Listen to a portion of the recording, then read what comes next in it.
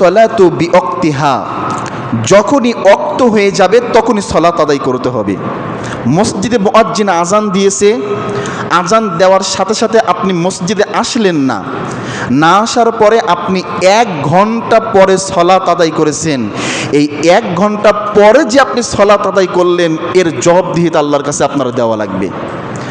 আপনি কিন্তু জোহরের সালাত আদায় করেছেন, 4 রাকাত ফরজ আপনি 12 রাকাত পরিপূর্ণভাবে আদায় করেছেন, এশার সালাত পড়েছেন, মানে এমন কোনো সালাত নাই আপনি পরিপূর্ণভাবে আদায় করতে পারেন নাই। কিন্তু আপনার ভুল কোথায়?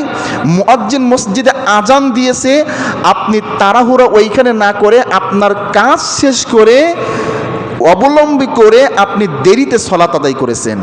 আমরা সকলে জানি যে কাজা সালাত, আরে কাজা সালাত কার জন্য? সুস্থ ব্যক্তির জন্য কোনো কাজা সালাতই নাই। পৃথিবীর ভেতরে একজন সুস্থ ব্যক্তির জন্য কাজা বলতে কোনো সালাতই নাই। আপনার সালাত কাজা হবে তার কারণটা কি? কোন কারণে কাজা হলো?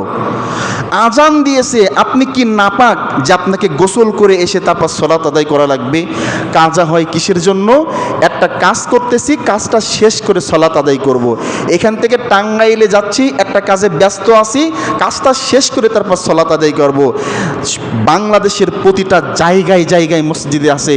আপনি যদি ওয়াক্ত শেষ হয়ে গেলে যদি আপনি সালাত আদায় করেন, তাহলে এর জন্য আল্লাহ রাব্বুল আলামিনের কাছে জবাবদিহিতা করা লাগবে যে আপনি কিসের জন্য ওয়াক্ত হইল, আজান দিল, আপনি কাজকে বড় মনে করে একটু দেরিতে সালাত আদায় করলেন।